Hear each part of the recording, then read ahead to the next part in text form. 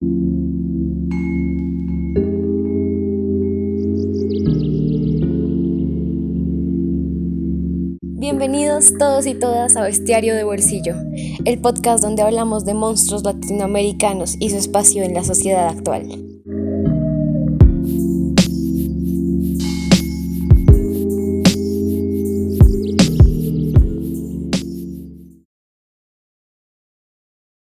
Bienvenidos a todos y a todas al segundo episodio de Bestiario de Bolsillo.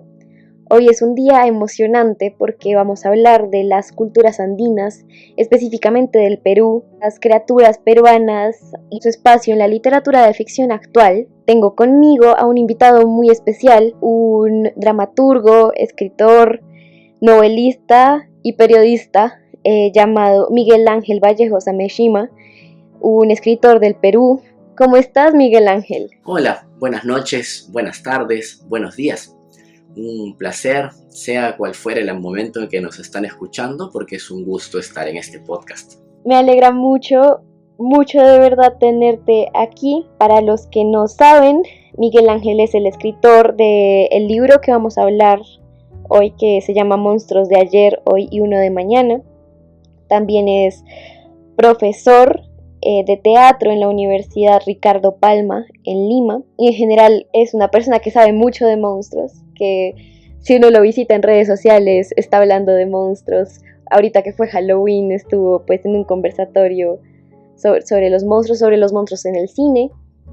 Entonces es muy interesante tenerlo aquí para hablar también de los monstruos de su cultura, de su país, que además tiene tantas culturas dentro del Perú, que uno casi que no sabe dónde empezar, uno no sabe cómo abordar tantos idiomas y tantas lenguas, ¿no te parece? Sí, es importante comenzar con eso, destacando la enorme diversidad cultural que había en el mundo andino antes de la llegada de los conquistadores españoles. Esto es, como mencionaste, ¿no? Probablemente ha habido más de 100 lenguas en ese momento, culturas, si bien conectadas por una red de caminos, por vínculos históricos de intercambio comercial y de guerras, pues bastante diversas en su forma de entender la vida. Había algunos elementos en común, ¿no? Una visión politeísta, de culto a la naturaleza, a espacios naturales como las pacarinas, todo lo que tuviera agua, los apus, que podían ser montañas, valles. Y es importante quedarnos con esta idea de la diversidad previa a la llegada de los europeos, que traerá pues un encuentro entre dos diversidades culturales. Me encanta empezar con esta idea de que no hay una sola cultura en el Perú, y pues en la zona andina mucho menos, porque los Andes es una cordillera gigantesca. Y eso es algo muy importante, porque hay muchos monstruos dependiendo de la zona. Algo que vamos a hablar más tarde, que va a ser muy interesante, es la diferencia entre los monstruos andinos de la zona de los Andes y los monstruos amazónicos del Perú. Eso es algo que vamos a hablar más tarde, va a estar muy, muy interesante. Antes de empezar ya a hablar de tu libro como tal, quería preguntarte, para ti personalmente, como escritor, como periodista y como persona, ¿qué representan los monstruos? La figura del monstruo en general, tanto en el mundo andino como en el mundo occidental y otras matrices culturales, creo que se entiende mejor desde la etimología de monstruo, que viene de monstrare, señalar. Esto es marcar lo que no consideramos humano, digamos, para marcar tabúes de esto obsceno, lo que no queremos mencionar, como el canibalismo, monstruos como los sacaojos, monstruos devoradores de hombres, en el Perú los pistacos robagrasa, incluso los vampiros chupasangre, cosas que no son aceptables dentro de la especie humana. Y también por eso es que tienen superpoderes y pueden ser monstruos literalmente lo no humano, el monstruo animal o el monstruo extraterrestre, y hasta lo que ha trascendido lo humano, el monstruo fantasma. Algo que mencionas, que mencionaste los dos al mismo tiempo, son los pistacos y los vampiros, y eso es algo de lo que vamos a hablar. También es esta relación de dos monstruos que pues uno tiene origen occidental, que es el vampiro, y pues que es muy mainstream, tenemos millones de películas, de libros sobre vampiros, y los pistacos, que serían pues una, una visión un poco latinoamericana de este monstruo, pues que es muy parecido al vampiro. Yo quería hablar también pues de estos monstruos y cómo hacen parte de nuestra vida, ¿no? Entonces ahora ya los monstruos son algo muy, muy popularizado. Yo siempre lo han sido, pero ahora pues la mayoría de las películas de terror actuales se basan en los monstruos y eso es algo que tú tú hablas mucho del cine.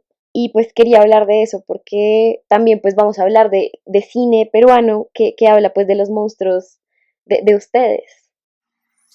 Es que otro punto es destacar que los monstruos aquí son parte de una cultura viva.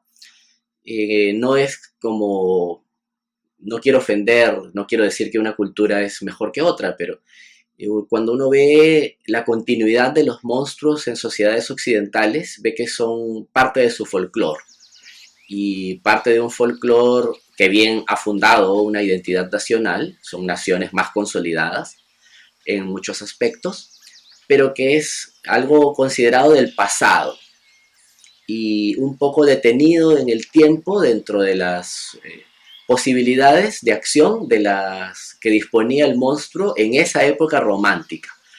Muchos pues mitos compilados por los hermanos Grimm, ¿no? Por ejemplo, o Charles Perrault, y otros modernizados como el del vampiro, que probablemente además tenga un origen sumerio, pero ya modernizado por novelas, por la saga de Bram Stoker, por ejemplo, o Anne Rice, ya en tiempos más recientes.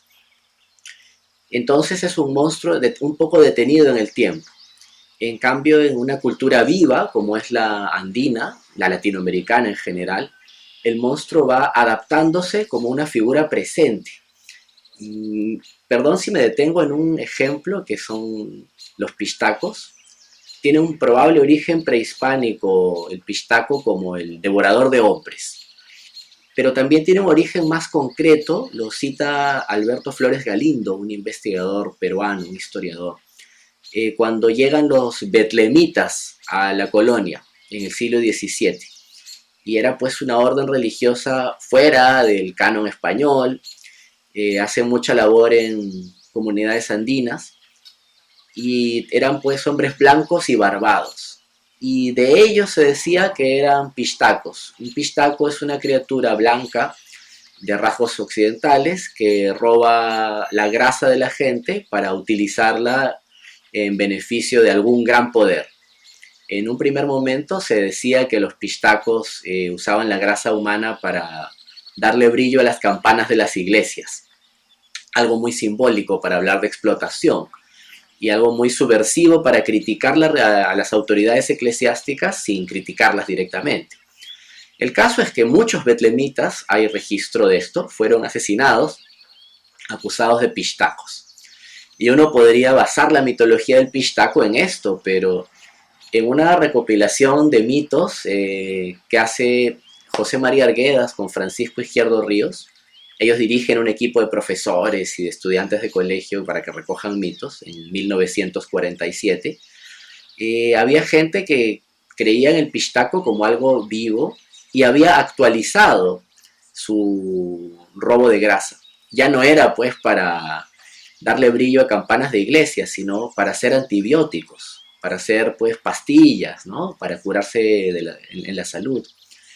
Y hay gente que aún cree que los pistacos usan grasa para maquillaje, para tecnología. Yo vaticino que alguien dirá que los pistacos roban grasa para hacer una vacuna contra la COVID-19. Y es que el monstruo está vivo, tiene una continuidad, se va actualizando. Sí, me encanta que hables de esto porque es muy cierto que el monstruo latinoamericano se va adaptando a la situación a la situación pues de cada región, ¿no? Entonces, pues en el caso de nosotros, de los colombianos, ha habido muchos monstruos que se están adaptando o que se estaban adaptando a la cultura narcotraficante. Por ejemplo, escuché una historia de que aquí ahora hay fantasmas, hay espectros que siguen y que asustan a los narcos y que los sacan de cierto lugar. Entonces sí, y la historia que me contaste de los pistacos es muy interesante porque es algo que vamos a hablar en tu libro, es uno de los personajes principales de tu cuento Pactos de Familia. Pero bueno, antes de hablar de ese cuento en general, me gustaría que habláramos de precisamente esa tentativa tuya de escribir muchos monstruos, ¿no? Porque hay monstruos que tenían origen alemán en tu libro y monstruos que tenían origen latinoamericano. Bueno, entonces, sí, cuéntame cómo fue ese proceso tuyo de escribir esta variedad de monstruos que pusiste vampiros, zombies, pistacos, cuéntame cómo fue ese proceso de escritura de tu libro Monstruos de ayer, hoy uno de mañana. Es uno de los libros que he escrito más rápido en toda mi vida. La idea era trabajar la figura del monstruo y el eje conductor fue el colonialismo. Si bien pues son historias ambientadas en distintas épocas y en distintos lugares como la isla de La Española, hoy Haití, República Dominicana, muchos en Perú, uno en California, uno en Alemania, la idea era esa, los estragos del colonialismo y colocar a los monstruos peruanos en una misma jerarquía con los monstruos occidentales. Esto lo hice antes de pensar lo que dije hace un instante de el monstruo como parte del folclore, el europeo, y el monstruo dentro de una cultura viva, peruana. Creo que un poco enfrentarlos, ponerlos incluso en un mismo cuento, es lo que me hizo darme cuenta de esa diferencia. Y traté de trabajar cosas arquetípicas de monstruos, ¿no?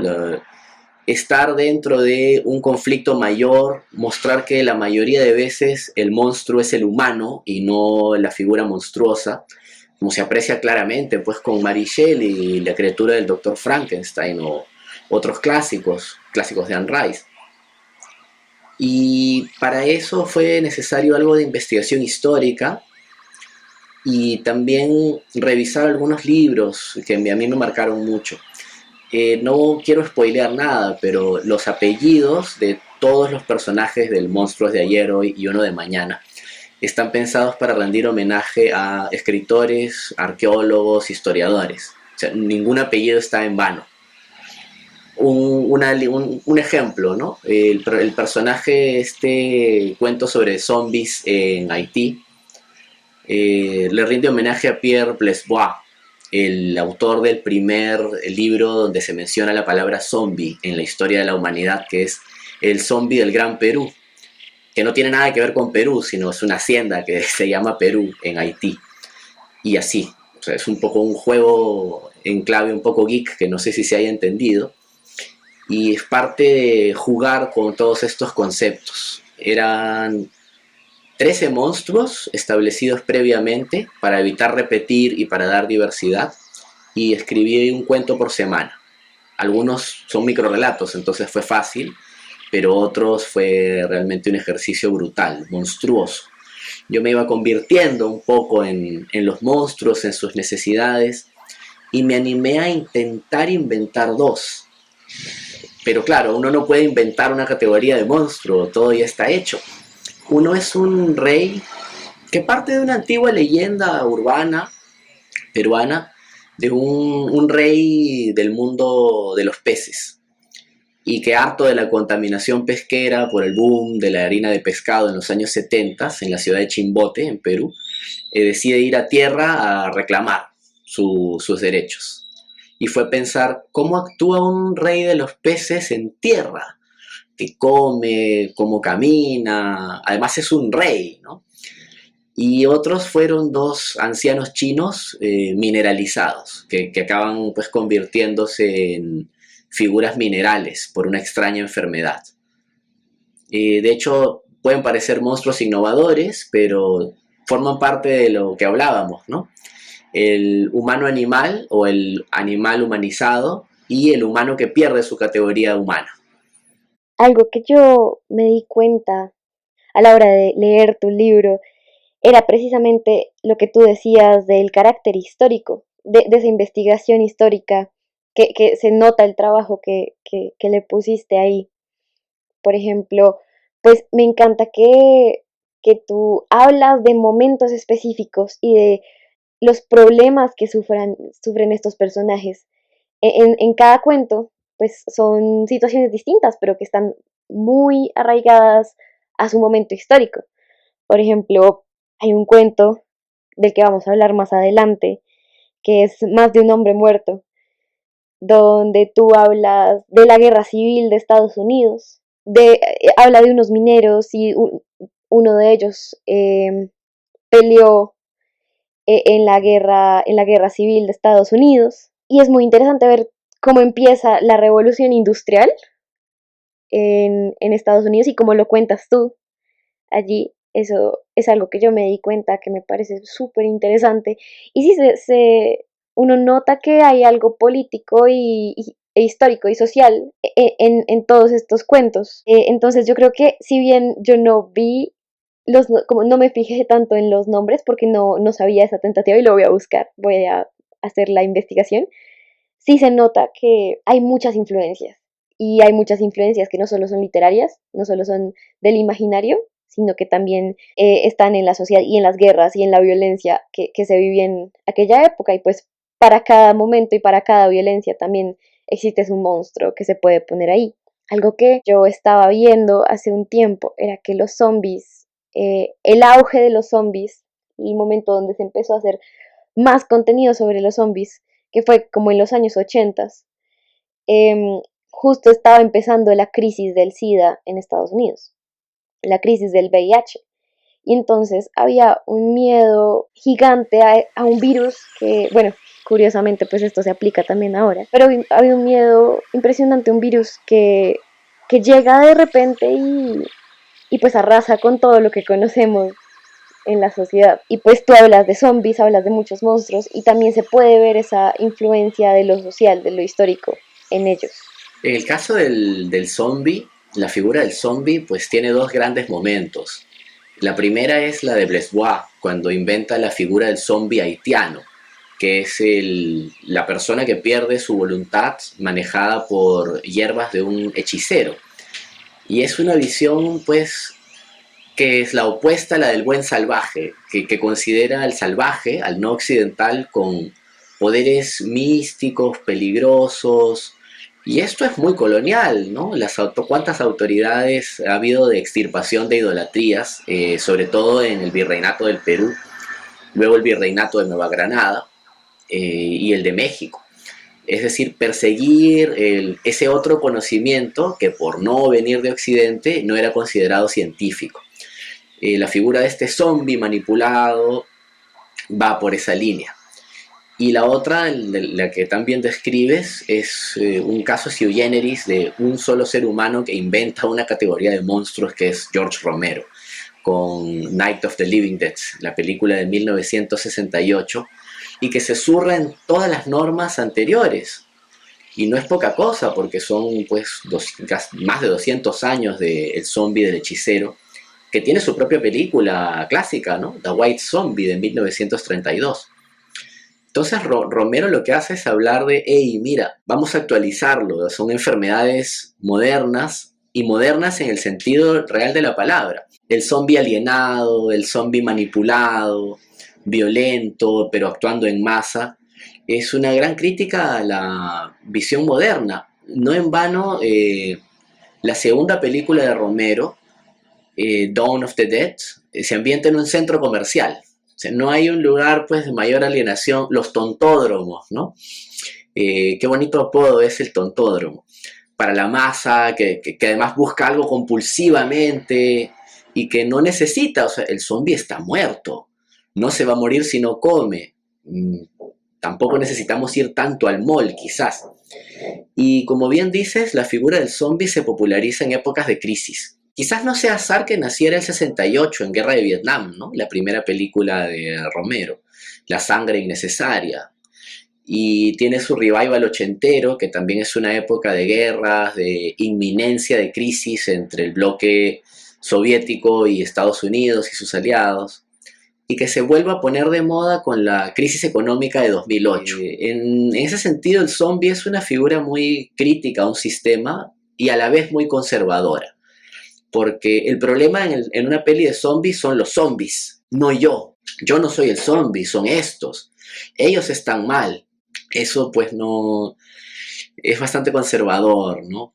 Y en épocas de internet, donde todos somos el zombie de alguien, la figura de este monstruo bruto que actúa como masa, tú ponle la ideología que quieras. Para mucha gente, zombies son pues cualquier persona de izquierda. Y para otros, zombie es todo conservador, fascista de derechas. Me refiero a la polarización de la discusión, hace que todos seamos zombies para alguien. Qué pensamiento tan interesante, porque tienes toda la razón, yo no lo había visto así. Yo no había pensado en esa idea de que yo no soy el zombie. Pero sí es cierto, yo sí he usado ese término para referirme a alguien que sigue a la multitud o que no, o sí, ese tipo de descripciones, lo que tú decías, pues de las personas de ultraderecha, yo pues también estaría en ese momento donde yo digo, pues son zombies. Pero sí, tienes toda la razón. Yo elegí dos cuentos de los que yo quería hablar, a pesar de que todos los cuentos de tu libro valen muchísimo la pena. Para los que quieran conseguir el libro, yo lo encontré, uno busca monstruos de ayer, hoy y uno de mañana, y lo encontré en una página donde se puede comprar pues en Colombia por 14.000 pesos, es muy muy barato de hecho, y me encantó leerlo, se lo recomiendo a todos los que están escuchando el podcast, que vayan y lo consigan. Y bueno, los dos cuentos que elegí tienen criaturas latinoamericanas peruanas que se hicieron, pues nacieron también en el momento prehispánico, precolombino. El primer cuento es un cuento llamado Pactos de Familia, que se trata de dos grupos, dos familias, una de origen indígena y otra de origen europea, aunque realmente la familia indígena está conformada por dos personas que realmente no son familiares de sangre, pero igual pues tienen una familia cultural. Y este cuento se trata de estas dos familias luchando en un momento donde ya se está fomentando la independencia del Perú. Es después de la muerte de Tupac Amaru II, y el personaje principal, que se llama Pachacuti, no solo tiene que luchar contra los pistacos y los vampiros, que los vampiros vinieron de Europa y empezaron a atacar a la gente en el Perú, sino que también tiene que luchar contra esta cultura colonial, contra lo europeo, y está, en casi todo el cuento está molesto por estar aliado con personas europeas, por no estar luchando por la independencia del Perú. Y es muy interesante ese paralelismo que se ve entre pues el monstruo extranjero que viene y el humano que viene también y que coloniza. Y es algo que tú hablas de eso. Y también es muy interesante pues también esa relación entre los pistacos y los vampiros. Bueno, cuéntame un poco cómo escribiste ese cuento, por qué elegiste a los pistacos en específico, para que se aliaran con los vampiros, para que empezaran a pelear juntos y acabar con la humanidad juntos en ese cuento. Es que el pistaco para mí es el gran monstruo, ¿no? Uno de los monstruos por excelencia peruanos, porque tiene esta cosa clásica, tiene un fin claro, que es conseguir grasa, y el poder de aliarse con cualquier cosa maligna. No es un monstruo apreciado por, como el Chuyachaki, proteger la naturaleza, ¿no? O el Muki, el duendecillo de las minas, que es una queja a los maltratos que sufrían los trabajadores mineros y la explotación de la tierra. El pistaco es la maldad, está del lado del poder. Y pensaba en el vampiro como la figura también explotadora del humano. El contexto de Guerra de la Independencia es porque es uno de los periodos más sangrientos en la historia americana en general. Y para hacer un juego, ¿no? Unos contrapuntos, como has mencionado, entre lo local, lo foráneo, y para reivindicar a esta familia de cazadores de monstruos, que alguna vez la han descrito como Van Helsing andinos, un poco sí, un poco hay algo de eso, pero que para mí tienen los códigos de unos héroes culturales, que son los danzantes de tijeras. Los danzantes de tijeras son no solo una agrupación o varias agrupaciones de gente que cultiva un arte, que tiene su propia música y tienen unas acrobacias espectaculares en esta danza, sino se les atribuyen superpoderes, ¿no? El poder de la ubicuidad, estar en varios lugares al mismo tiempo, super fuerza, super resistencia, y tienen un estricto código de ética. Además que son familias entendidas dentro de la lógica quizás de Ayllu, ¿no? De no tenemos que ser parientes de sangre para ser familia, somos del mismo Ayllu, un concepto distinto al de clan, o sea, es como familia extendida, digamos. Y el hecho de encontrarlos aquí en la independencia, en la gesta de la independencia, fue mostrar también esa diversidad que hubo, porque la guerra de la independencia de Perú pues tiene actores ingleses dando armas al bando patriota, muchos montoneros que eran indígenas fuera del ejército libertador, pero que peleaban contra los españoles con muy poco entrenamiento del lado patriota. Y quise jugar con esas contradicciones, o sea, volver un poco mítica esa figura tan mal contada de nuestra guerra de la independencia y que nos habla de lo complejo que es efectivamente liberarse del colonizador. Hoy, y esto ya lo digo como lector, no como escritor, sí siento que es complicado para los países latinoamericanos sentir que han pasado la etapa colonial, porque ¿cómo pasas una etapa colonial si tú eres un poco el colonizador también? Y sobre todo en una independencia como la nuestra, en la que las élites criollas son quienes se quedan con el poder de todos los países. Entonces, muy distinto al accionar del virreinato español no fue. ¿Por qué no incorporar pues esta discusión a partir de monstruos y a partir de héroes culturales propios y de monstruos tan atrayentes, tan realmente malignos como el pistaco? O sea, esa fue mi vocación para ese relato, con el que además empiezo una serie de mitología propia sobre esta familia de cazadores de monstruos.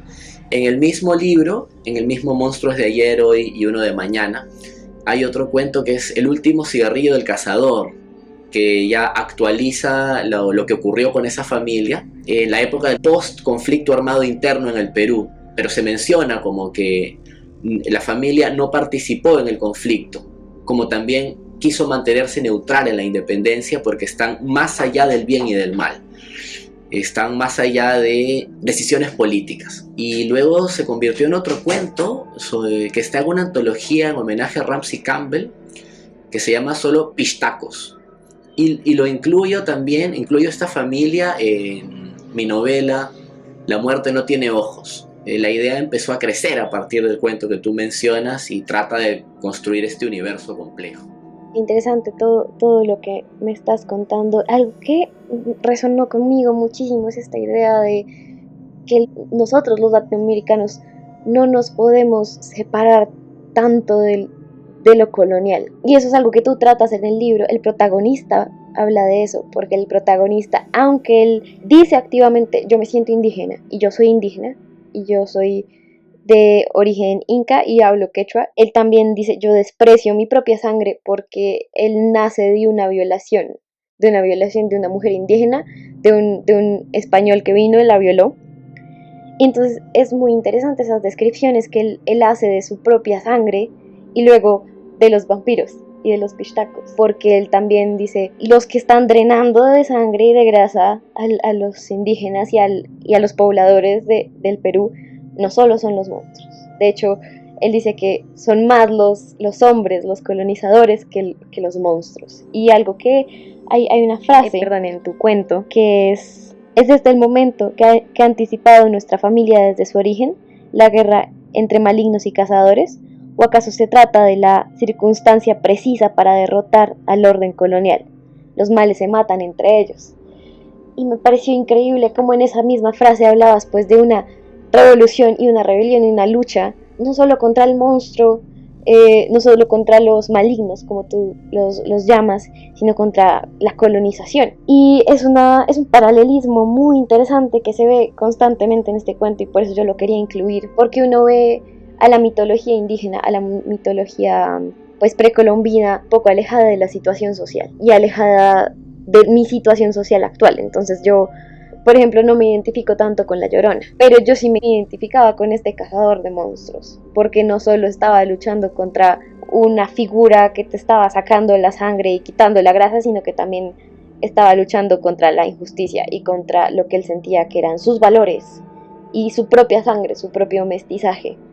Es curioso porque deja ahí más preguntas que respuestas.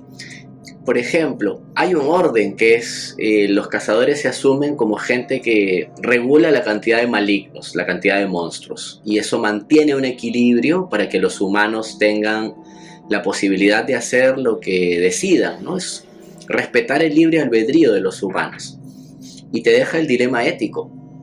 Si uno, desde ese superpoder como cazador, decide romper con esa ética familiar, ¿está desbalanceando el mundo y generando más violencia? ¿O es en realidad el ideal de justicia, ¿no? Entender que no se puede ser apolítico en muchas situaciones. Yo no tengo la respuesta, y de hecho los personajes del cuento tampoco, que acaban pues en una orgía de sangre al final, ¿no? Y rompiendo la familia. Esta ruptura es, creo, lo más problemático, lo que sale del esquema y el conflicto motivador de tanto de esta familia como de todos los relatos que escribiré luego a partir de esto.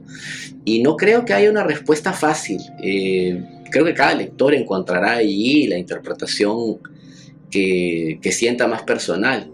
Me gusta haber encontrado esa lectura tuya.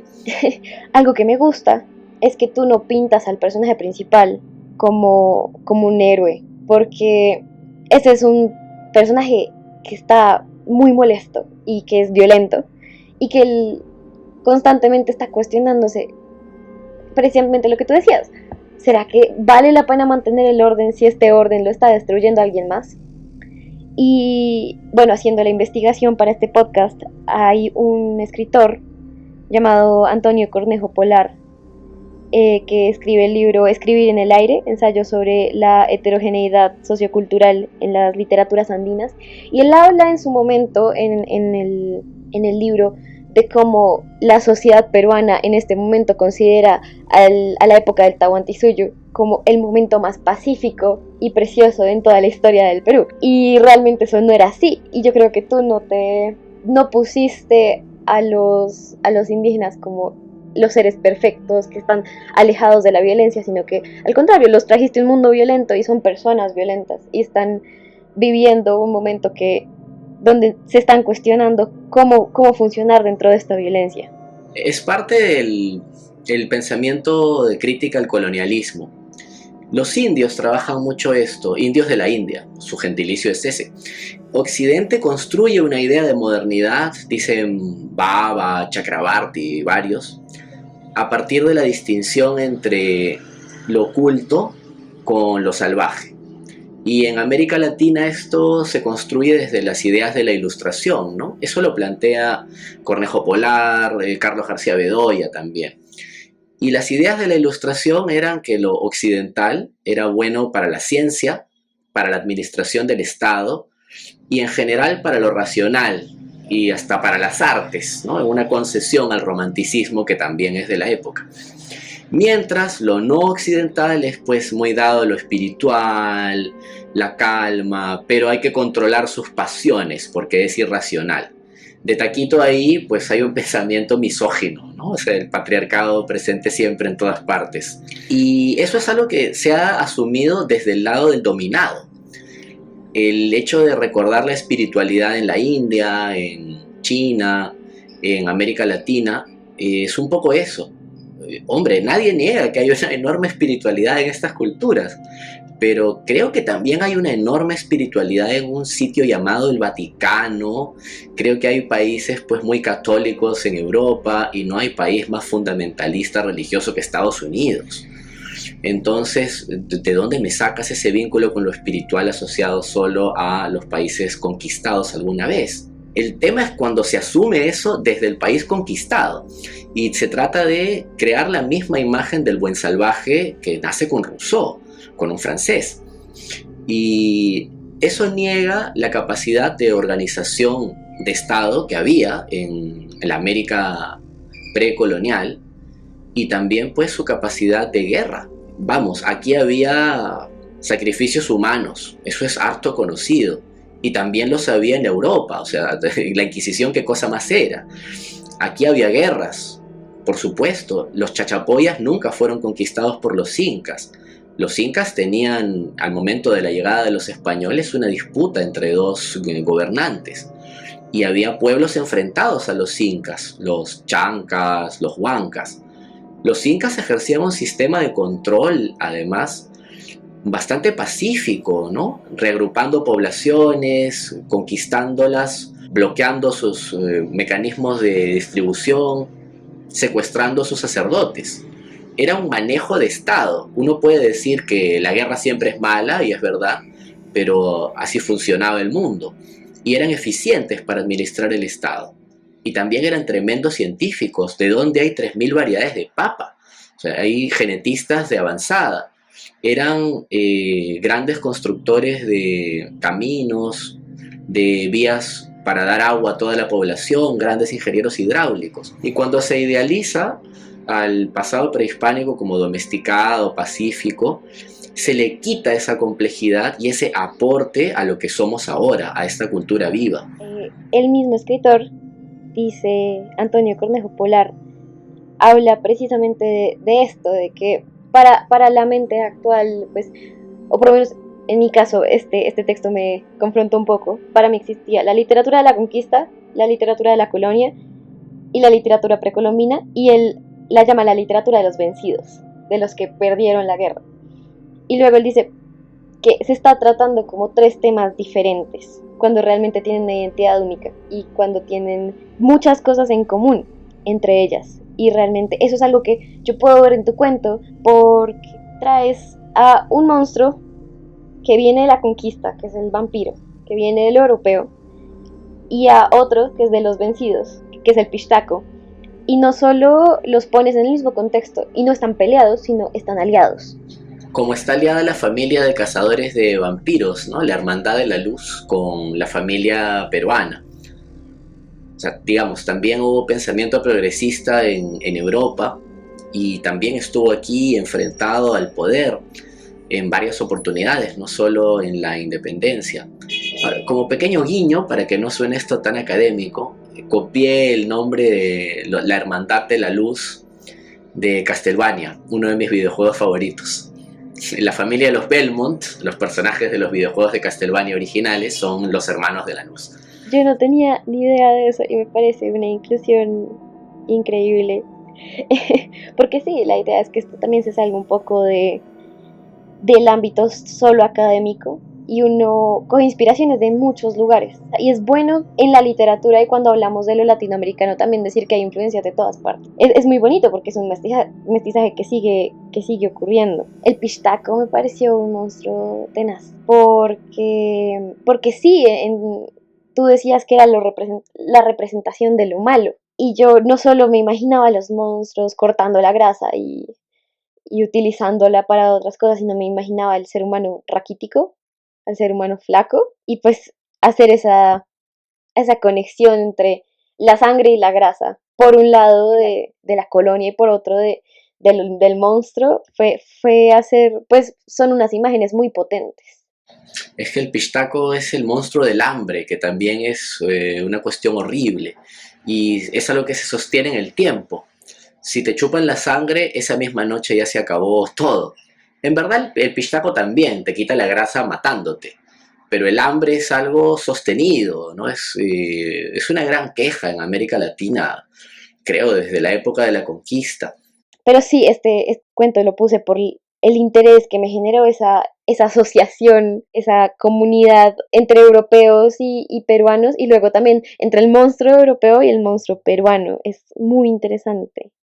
El segundo cuento del que te quería hablar, este es un cuento que me partió el corazón un poco, más por el contexto histórico, pero que igual me parece súper poderoso, que es Más de un hombre muerto. Y se trata de... El cuento ocurre en California, justo después de la Guerra de Secesión, que ocurre entre 1861 y 1865 en Estados Unidos, que fue la guerra donde pues el sur quería continuar con la esclavitud y el norte quería un sistema un poco más industrial. Y bueno, al final gana el norte, y se trata de unos mineros que se quedan atrapados por días y días en una cueva y que están intentando salir, escapar de ese lugar. Hay un minero peruano, hay un chicano, hay un minero del sur que peleó en la guerra, y ellos empiezan a hablar de los mukis, que son unos duendes peruanos que están en las cuevas, que tú pues hablabas de esto antes, que son los monstruos, los duendes de las minas, y dicen que los mukis los estaban intentando distraer con sonidos de agua para poder salir, pero luego al final se dan cuenta de que el muki, el duendecito, pues hacía parte del grupo todo el tiempo. Algo que me dolió mucho de este cuento es la idea del monstruo que emigra, porque dentro del cuento tú explicas que después de la colonización el muki se va del Perú a otros lugares porque ya no quedaba un espacio en las minas para él, y entonces llega a California. Esa idea de que del monstruo que emigra y además que se muere con los protagonistas, que al final están siendo envenenados con mercurio, que es para limpiar pues el oro. Un poco la metáfora del Muki es esa, el que va haciendo que se metan en la mina y los va matando para defender un poco la naturaleza. Y el mercurio era pues lo más tóxico que había, y con eso se limpiaba el oro hasta hace relativamente poco tiempo. Aquí había muchas minas de mercurio. Sí, y es esta idea de que no solo se mueren los hombres, sino que el monstruo también muere envenenado. Y muere envenenado por este sistema, pues también muy desigual, porque era mandar a los hombres a morirse en las minas, básicamente. Y me recordó mucho a un texto que habla de cómo el dios inca llamado Tiwitninchis esconde los minerales cuando llegan los conquistadores, y los esconde en la tierra para que no se los roben, y para que el conquistador no llegue a tomar el oro. Pero como que al final eso al dios inca no le sale bien, porque al final los españoles pues mandan al indígena a la cueva, a la mina, y pues también hace parte de eso, de un sistema de esclavitud que se llevó a cabo en la colonia. Y pues me recordó pues esta comparación de tu cuento que ocurre en California, que ocurrió lo mismo con las personas de Estados Unidos que se los llevaron a las minas para sacar minerales, y pues eso también pasó aquí, pasó en el Perú y en Colombia, y sigue pasando aquí, y pasa todavía en África. Y pues es muy fuerte esta idea de que hay problemas que siguen ocurriendo y que hay monstruos que siguen apareciendo en los distintos problemas sociales. La idea era un poco esta de hablar de la explotación de las personas y de la naturaleza. Y también, seamos sinceros, somos 32 millones de peruanos y 3 millones han vivido o viven fuera. Es como el sistema hace que el peruano tenga que salir del país. Hemos tenido épocas tan duras que ha pasado eso. Y bueno, también era mostrar lo universal del monstruo, sacar al Muki del contexto de mina andina, cuando puede funcionar perfectamente en una mina en California en 1870 o en una mina de coltán en el Congo hoy. Hay una cuestión universal en el Muki. Como una historia de vampiros puede funcionar no solo ideas para directores de Hollywood. Los vampiros no tienen por qué estar siempre en Estados Unidos o en Europa. Hay otras ciudades en el mundo donde pasan cosas. En el caso del tesoro, son las falsas promesas, ¿no? La fiebre del oro estadounidense. A mí siempre me han gustado esas películas viejas de vaqueros.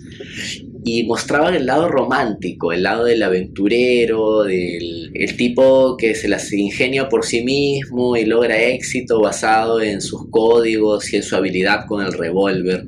Y quise mostrar el otro lado de la moneda, ¿no? No este gran sueño americano de la libre oportunidad, sino el mundo de la explotación. Y el monstruo en este mundo, pues, es claramente el sistema, ¿no? El pobre Mookie no tiene ninguna oportunidad ya de sobrevivir en un mundo de revolución industrial. Algo que tú mencionas en el cuento es que los protagonistas, los personajes están preguntando por qué el Muki sería del Perú. Y uno de ellos responde, como todos los que se van y llegan aquí, en busca de algo mejor. Y fue muy interesante porque pues justamente en este momento estamos en un problema pues con el tema de la migración a Estados Unidos. Y es algo que mencionas y que bueno, tú escribiste este cuento hace mucho tiempo, pero que sigue siendo un problema actual. Y que al parecer ahora es un problema de los monstruos. Incluso, bueno, eh, la película Coco, que salió de Disney, también tiene un problema de migración, de las aduanas y de la migración, pues no en un mundo real, sino en un mundo de los muertos, ¿no? Entonces, es muy interesante cómo existen monstruos que se exilian y que se van y que migran por situaciones, pues que también están fuera de su control. Colombia, pues, tú también debes saber que en su momento fuimos el país con más desplazados internos del mundo en su momento, pues después de todo el tema de las guerrillas. Entonces yo me sentí muy identificada con ese monstruo, ¿no? El monstruo que se tiene que ir, el monstruo que su tradición, aunque está en una zona, tiene que migrar, tiene que irse de su zona para sobrevivir y que al final igual se muere, igual se muere envenenado por mercurio en la mina. Es un cuento muy fuerte. Hay un texto que se llama Imágenes de resistencia contra la dominación colonial de Roger Rasnack, que habla pues del mito y de la historia y cómo empiezan a juntarse pues en la colonia y como pues estos diferentes mitos, entre ellos el de las minas, el de los minerales, del dios que esconde los minerales, pues también son una imagen de resistencia, de este ser, de este mito que está defendiendo un territorio o unas ideologías y que a la larga no lo logra. Aquí en Perú, una de las obras de teatro o representaciones teatrales, no lo sé, porque no tiene un libreto único, más populares durante la época de la colonia en el mundo rural fue Ollantay, y cuenta la historia de un líder inca que, enterado de que llegan los españoles, quiere preservar el tesoro de los incas de ellos y le encarga vigilarlo a su hija Imazúmac. De ahí viene el nombre de la famosa cantante de ópera. Y la hija es seducida por un militar español. Le promete matrimonio, la enamora, al punto que Imazuma acaba revelando, bajo tortura al final, la ubicación del tesoro incaico. Los líderes militares son derrotados, ¿no? Esto se repitió en muchas representaciones y hay ya en el periodo de independencia, en el periodo republicano, obras de teatro con este argumento. Uno es el de Clorinda Mato de Turner, Imazuma, que se llama su obra, de 1884. Sin embargo, esto también va resignificándose, ¿no? Esta visión del vencido en Mato de Turner, que era, bueno, una mujer con dinero, una mujer de la élite cusqueña, deja entrever que el tesoro no era oro, que el tesoro no eran riquezas, sino valores, una espiritualidad. Y que esta espiritualidad no va a ser aprovechada por el colonizador. Es una visión de los criollos.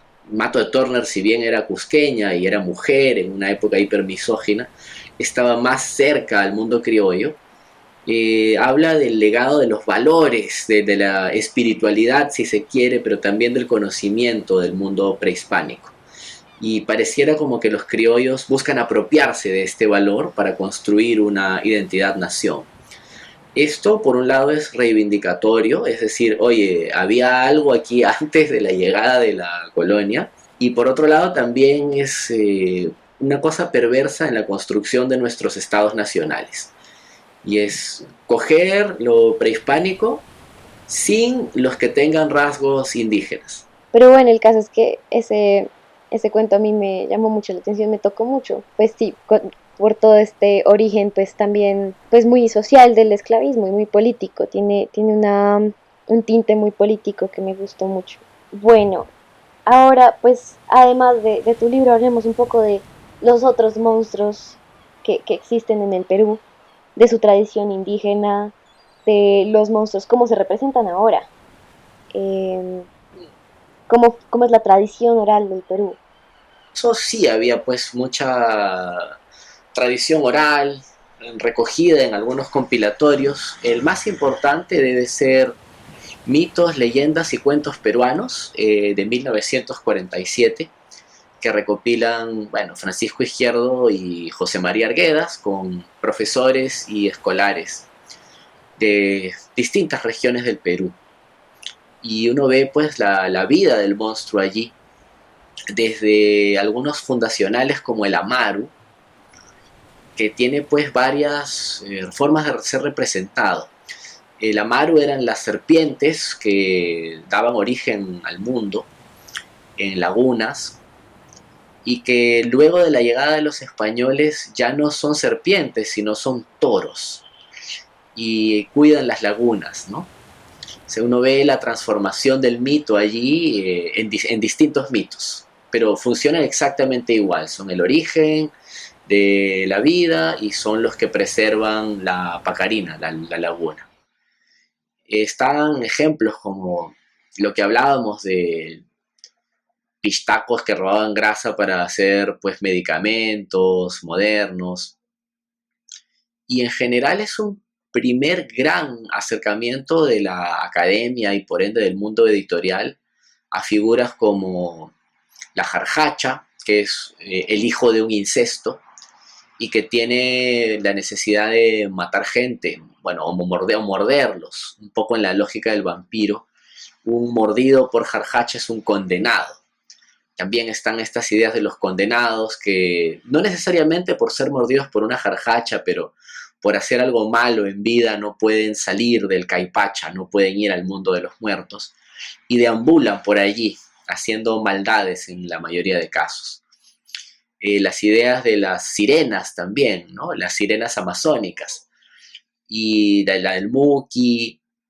En general, lo que hacen Arguedas e Izquierdo Ríos es sentar una base enorme que luego será trabajada desde la antropología y desde hace 20 años, creo, desde el cine regional. Algo que yo quería entrar, que pues que quería hacer una descripción de los monstruos y luego ya como pasar a lo del cine. Entonces, ¿te parece si como que rebobinamos un poquito y describimos a la Maru, un poco a la jarjacha? Porque tal vez la jarjacha que tú hablabas actualmente ya no se puede concebir de la misma manera en la que se veía hace 50 años, por ejemplo. Los monstruos van cambiando. El monstruo se adapta a su contexto, digamos, a enfrentarse a una jarjacha ahora. La jarjacha es una criatura que se le combate con pelos de llama y flores de retama. Es un poco igual, porque le puedes disparar, dentro de la lógica, ¿no? de la jarjacha, tú le puedes disparar, puedes prenderle fuego y no le va a pasar nada. O sea, tienes que quemarlo con las flores de retama. Y es algo que se ha mantenido, solo es actualizar la historia. De hecho, creo que parte del poder de la jarjacha es que el incesto sigue siendo un tabú, afortunadamente, sigue siendo un tabú ese. Todas las otras circunstancias cambian, hay electricidad en los pueblos, hay acceso a internet en los pueblos, pero la jarjacha sigue identificada con el mundo rural. Y a mí me encantaría romper eso, yo voy desde otra lógica, como creo que hemos hablado todo este rato, y poner una jarjacha en París, porque la retama, esto le va a doler a los amigos ayacuchanos, que siempre se los digo, no es una planta americana. París está rodeada de retamas. La jarjacha en París no puede salir de la zona turística porque ¿cómo va a llegar a las zonas? Por metro puede ir, ¿no? O sea, si toma el metro puede ir, pero caminando va a cruzarse con las retamas que rodean la isla de París. Y me gustaría universalizarlo así, como hice con el Muki. Porque algo de local va a tener igual. Ok, eso es súper interesante y no lo había pensado. También llevar, tú ya lo hiciste con el muque, llevar al muque a California, pero llevar a la jarjacha a París, algo que Pues yo no lo había pensado así porque, bueno, para los que no conocen a la jarracha, toma muchas figuras, ¿no? Porque es lo que hablábamos de el humano animal y esta criatura de la cultura andina, de los monstruos andinos, donde pues si una persona comete un acto de incesto, él o su hijo terminan pareciéndose un animal, se convierten en un animal. Y al final esas personas son humanas, pero se empiezan a deformarse en un animal. Y la imagen que uno encuentra cuando busca la jarjacha es la de la llama con cabeza con cara de humano, terrorífica. Entonces por eso yo nunca me lo había imaginado en París, porque la llama es algo tan de aquí, pero tienes toda la razón. A la larga el incesto se puede cometer en todo el universo, en todo el mundo. Entonces, pues sí, pueden existir jarjachas en París, en Estados Unidos, en Colombia, donde sea. Sí, hay muchas versiones de los monstruos peruanos con cosas en común. Esto desde el primer recopilatorio de Arguedas del 47. A mí me encantó leer y investigar sobre el Amaru, porque, bueno, en el podcast anterior hablamos del Quetzalcoatl, y el Amaru es una especie de Quetzalcoatl, pero peruano, pero tiene un montón de cosas diferentes. También es la base espiritual dentro de los incas, ¿no? Porque es como una de las investigaciones que vi, lo trata como un comunicador entre los dioses y el humano. Entonces, este es una serpiente alada que básicamente puede viajar entre mundos, ¿no? Entonces está el mundo celestial, que en quechua se llama el Hanampacha, y luego pasa al Caipacha, que es el mundo actual, y el Ucupacha, que es el mundo interno o de la madre tierra, y es un monstruo pues que es muy poderoso, que pues además de ser monstruo es deidad, ¿no? Que eso es muy importante, que los monstruos no solo son estas figuras pues terribles, sino que también cuidan el agua. Y por ejemplo, el Amaru es la serpiente de fuego porque también se le asocia con el rayo y con la lluvia. Entonces cuando se veía el rayo, también se estaba viendo al Amaru. Y cuando se veía el granizo y los vientos fuertes era que Amaru se ponía bravo, entonces vomitaba. Entonces el granizo es el vómito del Amaru. Entonces es una figura mitológica muy interesante porque pues obviamente las serpientes están muy demonizadas pues por la sociedad occidental, pero en Latinoamérica eso no pasó. En Latinoamérica la serpiente es la deidad mayor y es la que conecta al humano con lo espiritual. Y eso es algo que yo pude ver en el Amaru, que me pareció muy bonito, porque también pues toda esta descripción de los mundos, de cómo este ser podía traernos esos mundos a nosotros, pues es muy interesante. Ahora, cabría mencionar que esta demonización del monstruo es bastante que judeocristiana. Antes de eso era simplemente una criatura poderosa que explicaba cómo se comunicaba el hombre con la naturaleza, ciertas reglas que el humano tenía que seguir. Ya con el mundo cristiano, que tiene además otra base científica, ¿no? La razón, la técnica, es que se da esta disociación entre monstruo y Dios. Pero en estricto sentido, perdón por el ateísmo, la idea de Dios es en sí un monstruo. No es humano, tiene superpoderes y ejerce su voluntad de manera un poco caprichosa, a no ser que uno sea creyente en este Dios, sobre el ser humano. Y los ángeles en ese sentido también entran en la categoría de monstruos. Es la categoría de Joseph Campbell, además, de las figuras del monstruo. En un mundo previo al cristianismo, pues los monstruos eran divinos también, ¿no? Y era la manera de entendernos. Los incas en ese sentido apuntaban a un monoteísmo en la figura del sol para ordenar los distintos cultos locales. No es solamente un conflicto con los colonizadores españoles. Si bien los incas permitían, ¿no?, libertad de culto, exigían un culto principal al sol, al parecer. Había como una libertad religiosa, pero aquí hay igual un solo Dios todopoderoso, como ocurre en el Perú con la Iglesia Católica. Tú puedes creer en lo que quieras, pero la Iglesia Católica tiene preferencia. Un poquito así. Y si entendemos esas concepciones, vemos ¿Por qué el Chuyachaki, no? Puede ser también una criatura respetada como defensor de la naturaleza, lo mismo el Muki o el Tunche, y que también pues encuentran maneras de mezclarse con lo occidental para sobrevivir como deidades. Ya en la época pues colonial el culto cristiano era el claramente dominante, pero en un sincretismo, ¿no? Al punto pues que había que disimular un poco las figuras de los otros monstruos, las otras deidades. Y aquí es cuando las serpientes Amaru se convierten en los toritos. Cogen la figura de un toro y cumplen el mismo propósito, ¿no? El toro que está en el fondo de la laguna, un poco la cuida y un poco es el tesoro de la laguna. Y es actualizarlo mirando pues al animal que traen los colonizadores. Un poco para transponer la figura de la serpiente en el toro y actualizarla, un poco con sorna quizás, y un poco con admiración, que es un poco el juego de adaptarse a la colonia, ¿no?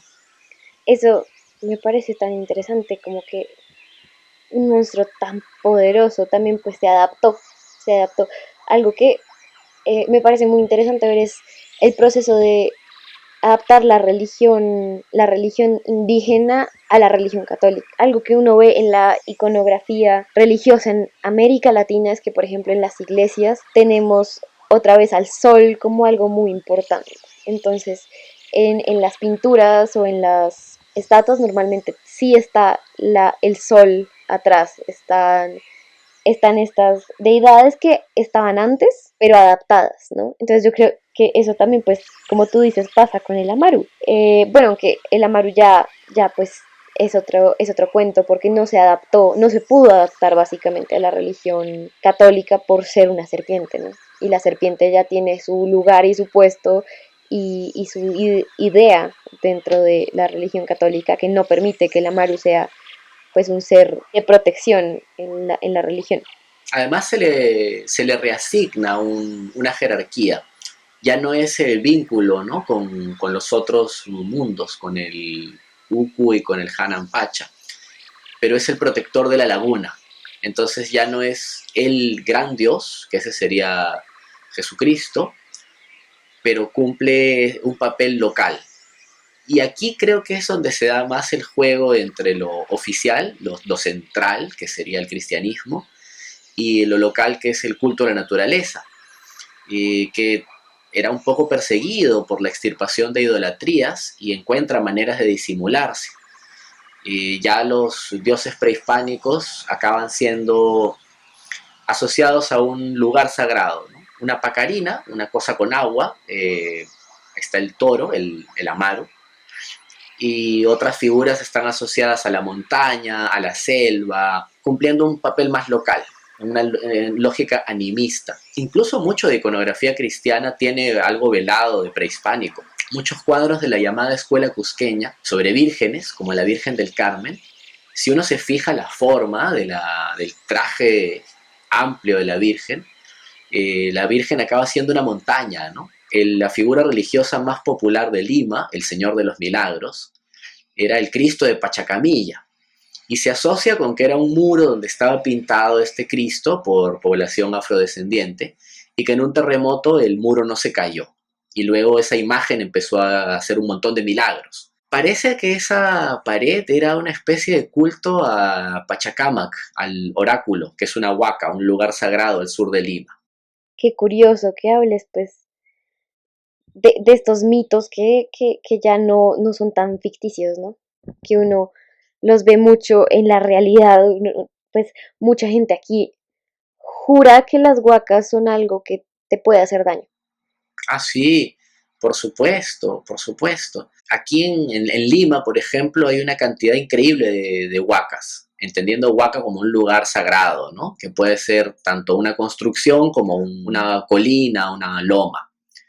Y en muchas de estas todavía hay brujos que van a hacer entierros, ¿no? Para hacer daño, o para hacer amarres, para unir parejas. El Mateo Salado, que es una huaca con un museo y todo, tiene una serie de exposiciones temporales sobre la huaca hoy, y encuentran pues ropa interior de mujer, fotografías, botellas de ron, de gente que se mete a la huaca con todo y museo a hacer ahí su brujería. Es un lugar vivo. Pero ahora, Levi-Strauss decía que el mito sobrevivía no en el tiempo, sino en el espacio, que el mito tenía que expandirse en el espacio para seguir vivo, ¿no? Quizás eso explique la pérdida de fuerza de algunos mitos en muchos lugares del mundo, pero creo que en América Latina el mito sobrevive localmente y tiene de un tiempo a esta parte la tendencia a expandirse, porque es la necesidad del personaje mítico y, por supuesto, del que cuenta la historia del personaje mítico, de sobrevivir.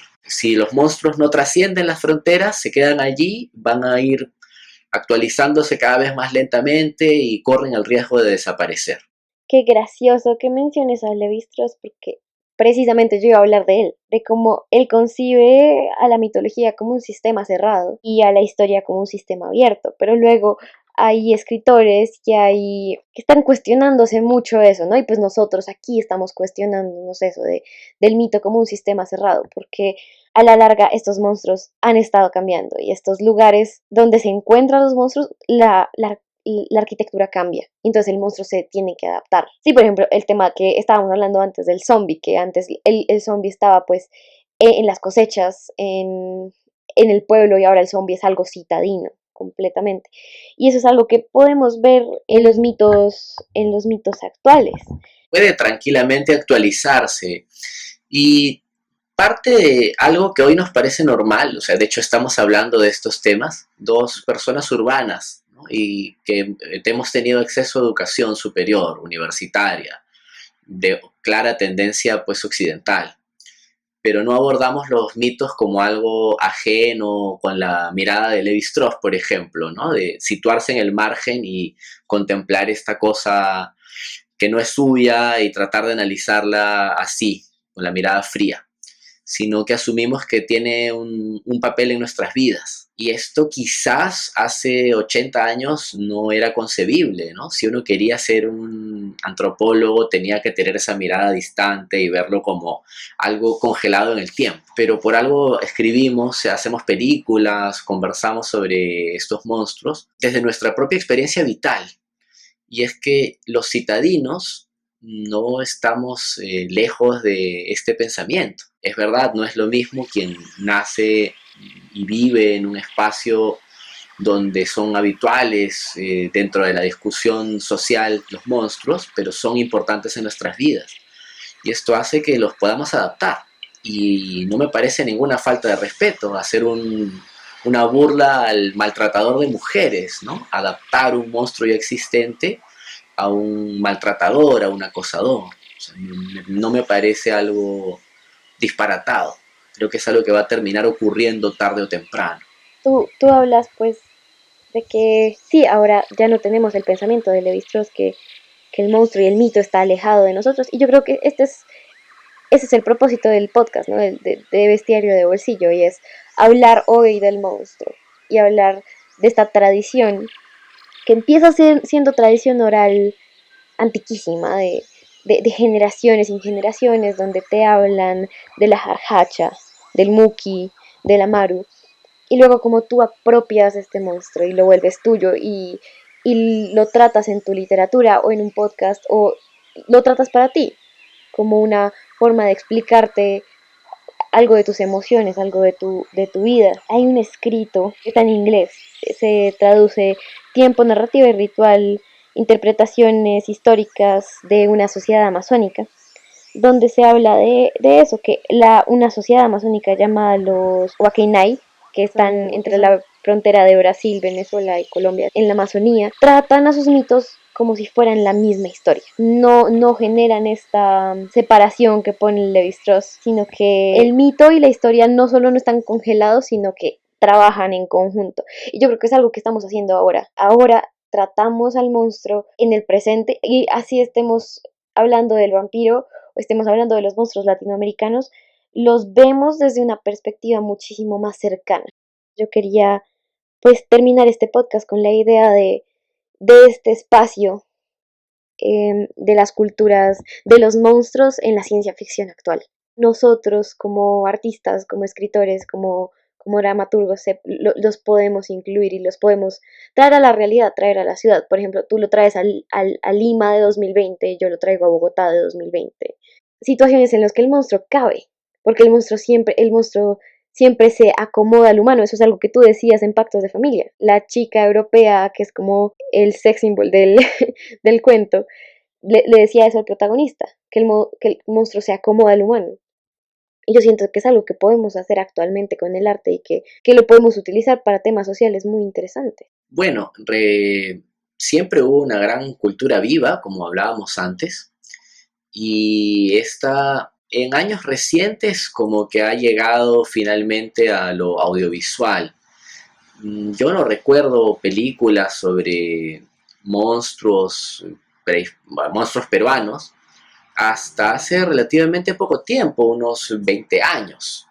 Y nacen estas películas a partir del cine regional. Antes de eso sí había pues mucha tradición oral y tendrá una mayor fuerza en los textos literarios también. Esto pensando en la figura del monstruo prehispánico, del monstruo como monstruo, ¿no? Y en este cine regional, pues hay muchas películas de Palito Ortega, se llama Palito, o sea, se apellida, pues, falleció hace poco, pero se llamaba Palito, como el apodo del cantante argentino, sobre pistacos y jarjachas.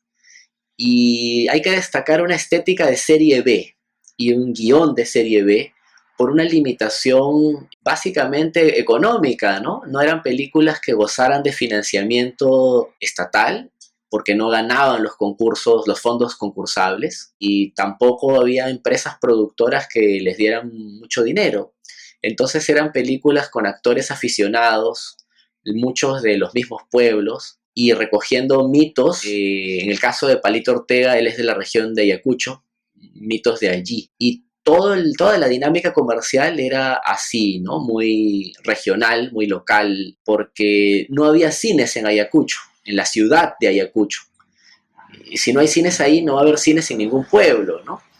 Lo que hacía Palito Ortega era llevar un proyector y ver dónde podía proyectar la película pueblo por pueblo. Muchas veces era la fachada blanca de una iglesia y cobraba pues muy poco dinero a la gente que quisiera sentarse en la plaza a mirar la película y la llevaba pueblo por pueblo. Esto llega a los DVDs y se convierte en una especie de cine de serie B de culto.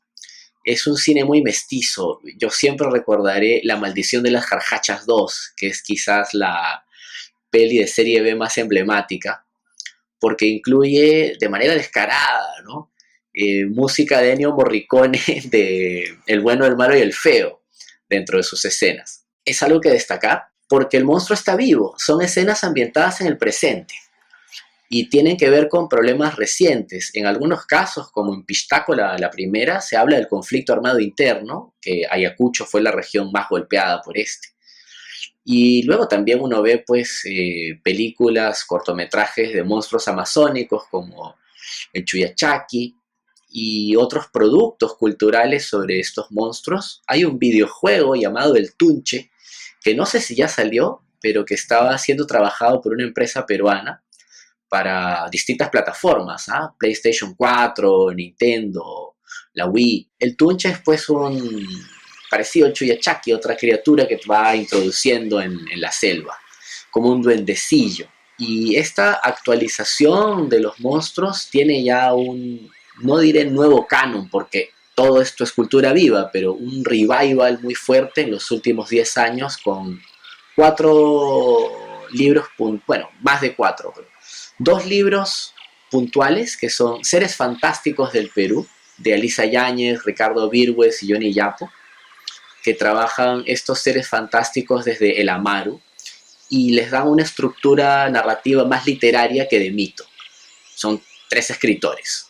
Está en una versión más didáctica, más como enciclopedia, digamos, Seres Mágicos del Perú de Javier Zapata, que nos presenta como un bestiario de monstruos y otras criaturas sobrenaturales peruanas, y una serie de varios compilatorios de mitos y leyendas del Perú, de Jessica Rodríguez y Carlos Garayar, que, bueno, por ejemplo, trabajan criaturas en el aire, en el fuego, en el agua, como los amarus. Y bueno, Rodríguez y Garayar ya han dado el salto y tienen un compilatorio, Mitos y Leyendas de América, donde hay pues algunos monstruos colombianos o mitos bolivianos también. Y esto es como una nueva forma de sistematizar, ¿no? Creo que en el conjunto estas creaciones literarias han modernizado la figura del mito un poco más cercano a lo académico y un poco más dentro de lo folclórico. Es decir, dentro de esta es la base de nuestro país. Son, digamos, las dos corrientes más fuertes para sentir la actualidad del monstruo. Y también tenía que mencionar otro tipo en artes plásticas de actualizarlos, que es muchos pintores amazónicos han hecho versiones del Chuyachaki, del Tunche, pero yo me quedaría con el pintor Cristian Bendayán de Iquitos, que trabaja la figura del delfín rosa, una criatura que se supone va seduciendo a las mujeres jóvenes y guapas. En algunas versiones dice que cuando están menstruando, para que se acerquen al río y después las violan y pueden ahogarlas. Es un mito didáctico con alguna influencia europea, ciertamente. Y lo que hace Bendayán es coger esta figura, convertir este delfín rosa en una sirena, la parte de abajo del cuerpo una sirena rosa y la parte de arriba el cuerpo de un hombre gay. Iquitos es una ciudad muy asociada con la fiesta gay, con reivindicaciones LGTBIQ. Y el hecho de que haya trabajado esta pintura realista, además, sincrética, te muestra lo vivo que está el mito del monstruo y además tocando problemas sociales. Son imágenes muy poderosas, muy bellas, y Bendayán tiene pues muchos cuadros al respecto. Wow, es un montón de información. Eh, Me encanta lo que estás hablando porque de hecho era algo que yo quiero hacer como tema principal de este podcast. Y es como todas estas criaturas que tienen origen indígena, origen en los pueblos, en las regiones, empiezan a pasarse a la ficción contemporánea del Perú. Todo esto que hablas de las películas, en la ciencia ficción, que empiezan a aparecer de nuevo estas criaturas que antes pues uno los veía en los pueblos, que uno los veía más como algo mucho más antiguo, empiezan a ser parte del universo imaginario de la ficción actual. Y eso es algo muy, muy interesante que me parece que es algo que en Perú se está haciendo muy bien con todas estas películas que tú estás hablando. Es la idea de no solo mantener una tradición viva, sino que también juntarla con nuestras vivencias actuales, con nuestro cotidiano, y que es algo que tú hiciste en tu libro. Hay un ejemplo, es verdad que es un monstruo occidental, pero muy reciente, que es el zombie, y que se adapta perfectamente a cualquier contexto. Es que además el zombie no piensa, entonces es como una energía más que una criatura, con un solo objetivo, comer humanos. Y uno ve películas, Juan de los Muertos, una película cubana sobre zombies, y habla sobre vivir en el bloqueo, ¿no?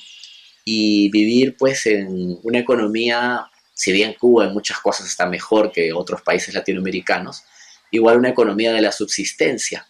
Entonces el protagonista crea una empresa de cazadores de zombies que tiene su propio eslogan pegajoso, ¿no? Juan de los Muertos, matamos a sus seres queridos, para proteger a la gente que quiera deshacerse de su pariente zombie. Y hay una peli peruana que no es que me guste mucho, pero está en clave de comedia, Zombies, y plantea una invasión zombie, pero nadie se da cuenta porque son situaciones cotidianas. O sea, un tipo tirado en la calle, normal, son cosas que pasan, pues, ¿no? Estará borrachito, se habrá pasado de drogas. Y todas las situaciones absurdas de gente con la que no se puede dialogar, pues tipos gruñendo por la calle, acaban siendo costumbrismo aquí, porque se adapta al humor local, al humor costumbrista local. Y si eso se hace con el zombie es porque estuvo de moda, creo que ya se ha llegado para quedarse, pero tuvo su moda, y también porque es un monstruo muy maleable. En el caso de los monstruos prehispánicos, allí la adaptación pasa también por entender que ciudades enormes, como Bogotá o como Lima, tienen esta influencia de la migración y que quizás para el primer migrante era más difícil adaptarse a la gran ciudad y acomodarse a los sistemas económicos y culturales de esta gran urbe, pero nunca abandonó sus propias creencias, nunca fue colonizado por la ciudad. Y ver cómo Bogotá y Lima son las dos ciudades andinas más grandes del mundo. Y digo Lima siendo una ciudad costeña porque los Andes son una continuidad hasta el mar, y no es solo una continuidad geográfica, sino una continuidad cultural, enormemente diversa, pero si podemos hablar de Europa, podemos hablar de mundo andino. No es lo mismo Suecia que España, no es lo mismo Cajamarca que Quindío, pero hay una continuidad. Y este proceso migratorio trae a las grandes urbes a los monstruos. Ya con el paso de varias generaciones, creo que no solo existen en la tradición oral, en los mitos que contaba mi abuela, por ejemplo, sino en nosotros. Y ya son nuestros monstruos y somos urbanitas andinos, andinos con esta continuidad cultural. Gozan de muy buena salud los monstruos latinoamericanos y espero ver películas con más presupuesto para tocar este tema, que me parece sí clave como resistencia cultural a Occidente. No somos occidentales, somos extremo occidentales, si se quiere inventar esa categoría, y no tenemos ningún problema en incorporar el vampiro y disfrazarnos de vampiro en Halloween y todo eso, pero a nuestra manera. ¿Cuál es? No tengo idea, por eso soy escritor, porque no sé. Escribo porque hay preguntas y las preguntas se responden contando historias. Me encanta esa idea y yo creo que me gustaría dejarla como idea final de esta capacidad del latinoamericano de no solo adaptar sus monstruos a la realidad, sino adaptar los monstruos de otro lado aquí, a nosotros, y volverlos nuestros, ¿no? Porque los escritores que a mí me gustan latinoamericanos, por ejemplo, Quiroga, coge un montón de ideas del monstruo y lo trae a Latinoamérica y lo trae al contexto pues de su época latinoamericano, al cuento. Y yo creo que es algo que es una tentativa que ahora se está generando en los videojuegos, en la música, en las películas, que es algo que toca seguir y que yo aplaudo a Perú por hacerlo, porque pues si bien hay películas colombianas acerca pues de temas paranormales, no se encuentra tanto esa idea de vamos a hacer una película sobre la pata sola o, o sobre el Moan, sino que eso no está pasando mucho aquí. Yo creo que Bogotá y Colombia en general se europeizó muchísimo y ver esta cultura que permanece viva en Perú, pues es un ejemplo a seguir y que yo creo que se podría adaptar a otros contextos y pues específicamente a mi contexto que es el de mi país. Pero creo que estamos todos en ese mismo camino, ¿eh? Es muy fuerte en México también ese sincretismo. Es increíble la resistencia cultural mexicana. Y es parte de lo latinoamericano de que nada nos es ajeno, pero no somos occidentales. Perdón por redundar en esta idea. Y yo creo que hay pues una enorme variedad de monstruos colombianos también, ¿no? Y cosas trabajándose por ahí. Yo creo que eso es algo que tenemos que realzar y mantener estas criaturas vivas porque el pistaco sirve para hacer un montón de alegorías y también la jarjacha y el amaru y todos estos monstruos peruanos nos sirven todavía, bueno, les sirven a ustedes y nos sirven a toda Latinoamérica en general.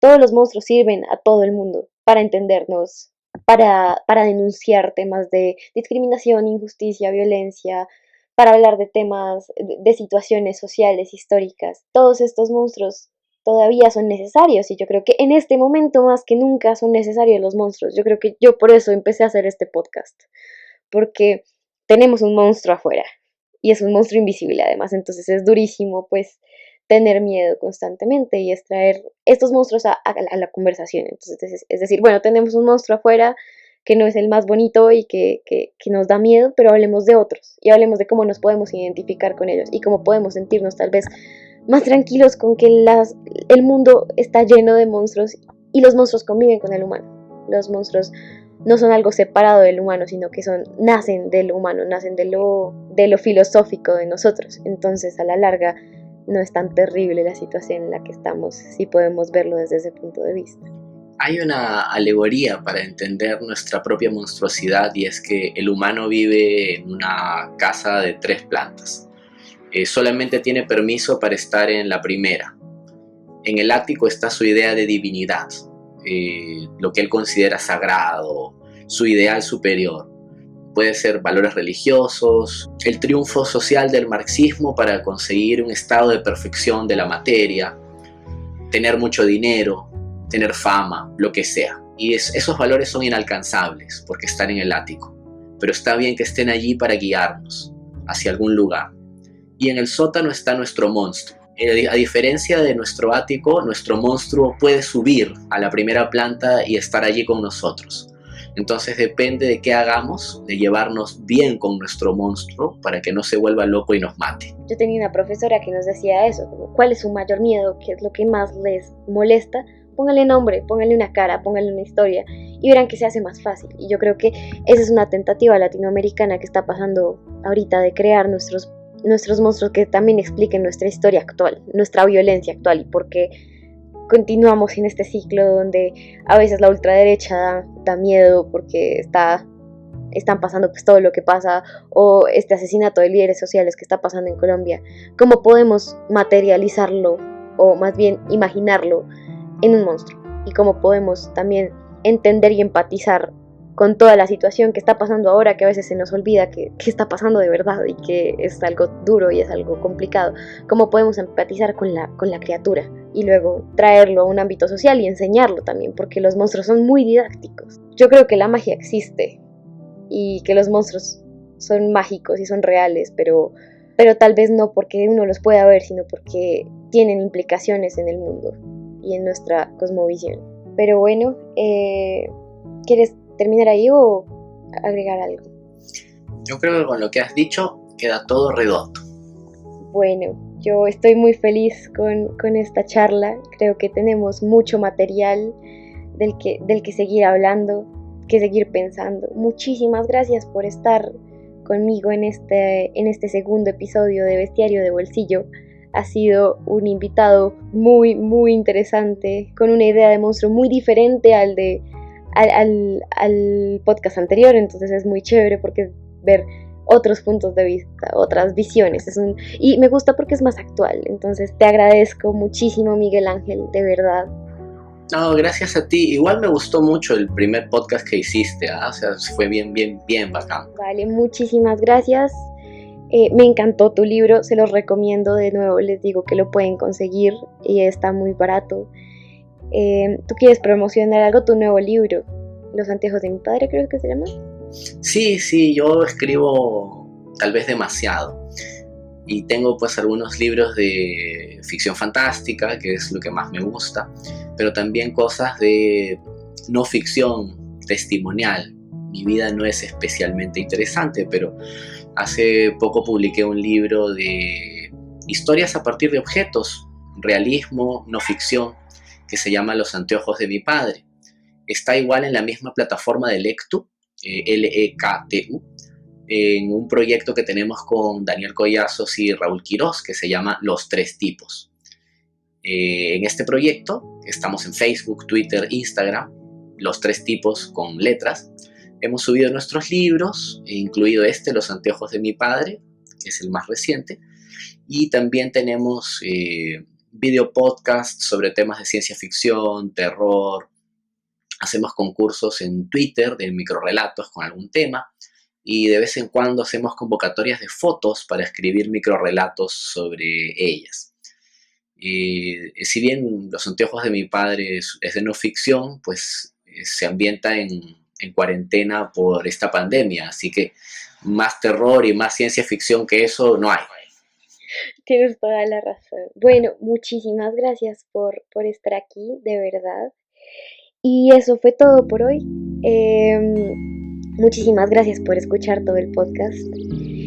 La próxima semana tenemos otro punto de vista, otra locación. Y va a estar interesantísima. También los invito a que se suscriban, le den like y comenten todo lo que quieran. Me encantaron los comentarios que dejaron en el video pasado y no puedo esperar para ver más. Muchas gracias, nos vemos en el próximo episodio. Adiós.